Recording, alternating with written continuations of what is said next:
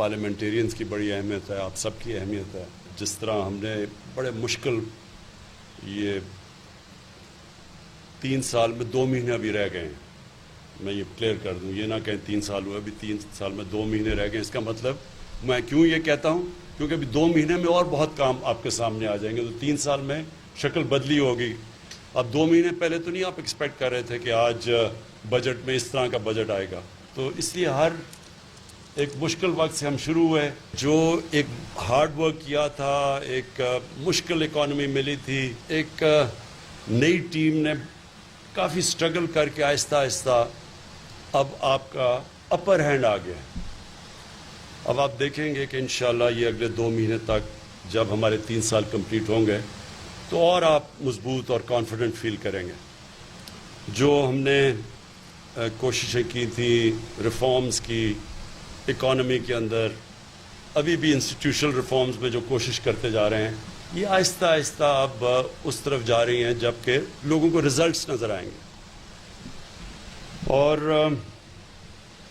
میں اس کے اندر اپنی اکانومی کی ٹیم کو خاص طور پہ خراج تحسین پیش کرنا چاہتا ہوں. ایک بینکرپٹ اکانومی, مقروض ملک, ایک گھر کے اوپر قرضے چڑھے ہوں, کرایہ دار ہر طرف سے پیسے مانگنے آ رہا ہو, کبھی کوئی سبزی والا, کبھی کرائے, کبھی اسکول کے پیسے.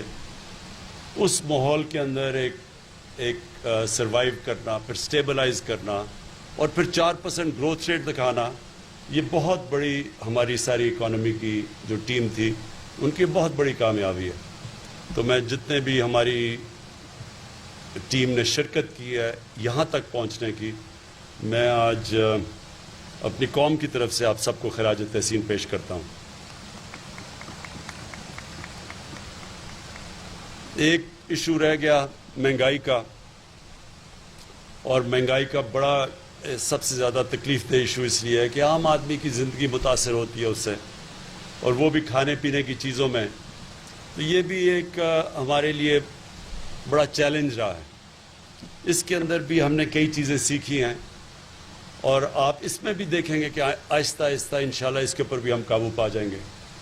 اس میں جو سب سے بڑا مسئلہ ہمیں ہوا وہ یہ کہ پاکستان جو اب تک کھانے پینے کی چیزیں ایکسپورٹ کرتا تھا, وہی پاکستان کو اب چیزیں امپورٹ کرنی پڑ گئی ہیں. ہماری آبادی اتنی تیز بڑھ گئی ہے کہ اس کے باوجود کہ ہم نے ریکارڈ 3 فصلیں پاکستان کی تاریخ میں ریکارڈ تھیں, چاول, مکئی اور گندم, اور جو گنا تھا وہ 2nd ہائیسٹ تھا پاکستان کی تاریخ میں جو اس باری پروڈکشن ہوئی ہے.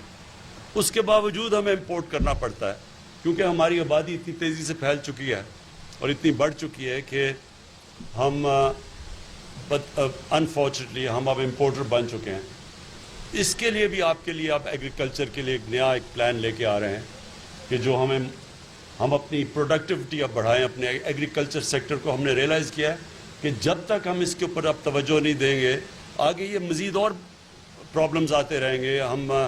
ہم اپنے لوگوں کے لیے اتنا نا اناج پیدا کر سکتے ہیں, تو اس کے لیے ہمیں اور زیادہ ایگریکلچر کے اوپر, پروڈکٹیوٹی کے اوپر کام کرنا پڑے گا, اور وہ ہم کر رہے ہیں. سوائے چاول کے گندم ہمیں امپورٹ کرنی پڑی, ہمیں دالیں امپورٹ کرنی پڑتی ہیں. ہمیں جو سب سے بڑا مسئلہ ہے کوکنگ آئل, ایڈیبل آئل, وہ اب ہمیں امپورٹ کرنا پڑتا ہے. تو یہ جو ساری چیزیں ہم امپورٹ کرتے ہیں, اس کا انفارچونیٹلی جیسے اور ساری دنیا میں ان کی قیمتیں اوپر چلی گئی ہیں. میرے خیال میں آپ کو یہ بتا سکیں گے, خسرو آپ بتا سکیں گے کہ ان ساری چیزوں کی کموڈیٹیز میں پچھلے 40 سال میں ان کی قیمتیں انٹرنیشنلی سب سے زیادہ بڑھی. تو یہ ہمارے لیے مسئلہ ہے. دوسرا ہمارا پرابلم یہ ہے کہ ہمارا جو کسان اگاتا ہے اپنی پیداوار ہوتی ہے, اور اس کے اندر اور جو ریٹیل میں بہت بڑا فرق ہے. اور اس کے لیے بھی اب ہم نے ایک نئی سسٹم لے کے آئے ہیں, اور یہ چائنیز کرتے ہیں اب یہ کہ انہوں نے ورچوئل مارکیٹس بنا دیے ہیں کہ جو کسان کو ڈائریکٹلی ریٹیلر کے ساتھ انہوں نے کنیکٹ کر دیا ہے. تو بیچ میں اتنا زیادہ پروفٹ مارجن رہی ہے اب تک, تاکہ جو بیچارہ کسان کو پیسے بھی پورے نہیں ملتے, اور ادھر دوسری طرف جو کہ شہر میں اور جو چیزیں خریدتے ہیں وہ بہت زیادہ اس کے اندر پروفٹ 300 400 500% پروفٹ مارجن ہے. تو اس کے لیے بھی اب ہم یہ جو بیچ میں گیپ ہے یہ اس کے لیے پورا پلان کر رہے ہیں. یہ ہمارا اصل مسئلہ جو رہا ہے ابھی بھی ہے مہنگائی کا. اس کے لیے ایک بڑا زبردست پروگرام آ رہا ہے. وہ آپ کو ایک احساس پروگرام ہے. ثانیہ نشتر نے پورا 90% سارا ڈیٹا پاکستان کا اکٹھا کر لیا ہے.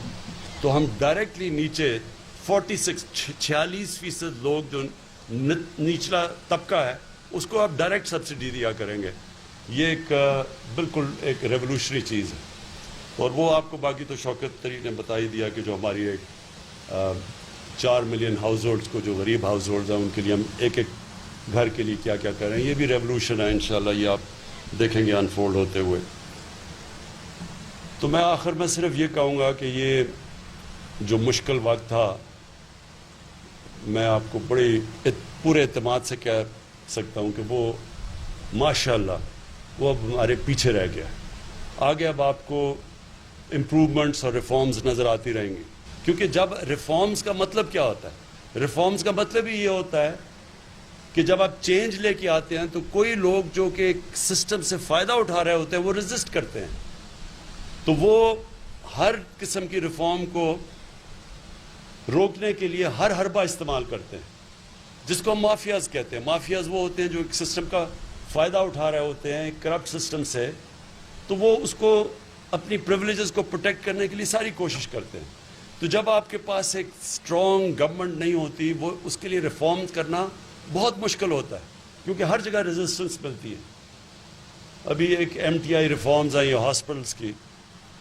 اب یہ گورنمنٹ ہاسپٹل ٹھیک ہو ہی نہیں سکتے جب تک یہ ریفارم نہیں ہم کرتے. وہ کیوں؟ وہ سمپل میں ذرا آپ کو صرف سمجھانا چاہتا ہوں کہ تاکہ آپ کو سمجھ آ جائے کہ کس طرح کے پرابلمز آ گئے. اب ہمیں 3 سال میں 2 مہینے کم رہ گئے ہیں. کوشش کرتے رہے ہیں MTI ریفارمز کرنے کے لیے یعنی ہاسپٹل ریفارمز کے لیے. لیکن اتنی ریزسٹنس ہے اس کے اوپر. اور یہ کیا کرنے کی کوشش کر رہے ہیں کہ گورنمنٹ ہاسپٹل کو وہ مینجمنٹ سسٹم مل جائے جو پرائیویٹ ہاسپٹل میں ہے. یعنی سزا اور جزا ہو جائے جو کہ پرائیویٹ ہاسپٹل میں. کیوں پرائیویٹ ہاسپٹل بہتر علاج کرتا ہے؟ وہاں اگر کوئی کام کرتا ہے تو اس کو پروموشن ملتی ہے. جو نہیں کرتا اس کو نکال دیتے ہیں. گورنمنٹ ہاسپٹل میں یہ نہیں ہے.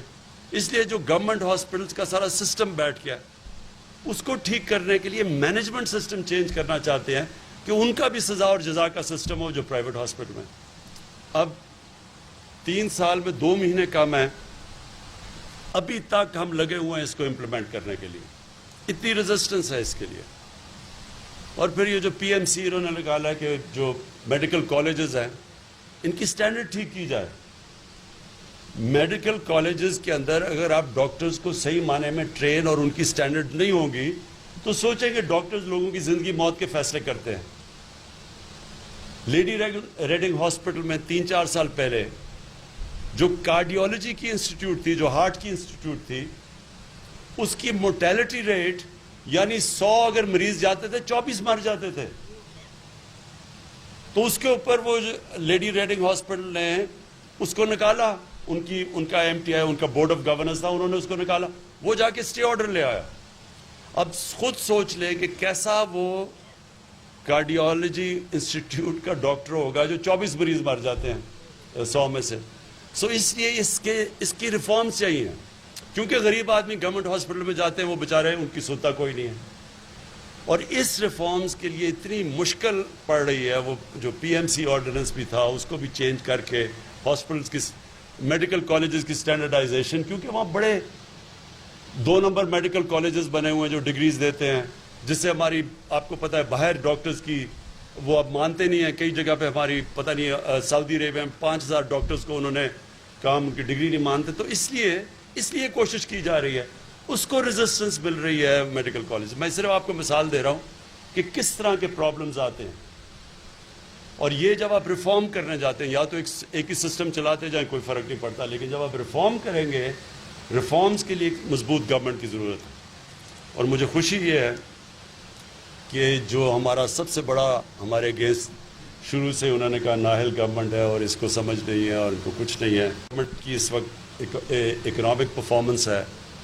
اگر آپ ایویلیویٹ کریں ساری دنیا کے اندر ملکوں میں جو کہ کرونا کے سچویشن سے گزری ہیں ان کی کمپیریزن کریں، آپ کو حیرت ہوگی کہ پاکستان ان چند ملکوں میں سے ہے جو کرونا کے باوجود جس نے 4% گروتھ ریٹ اور بڑے مشکل وقت میں 4% جس کی آج گروتھ ریٹ ہے.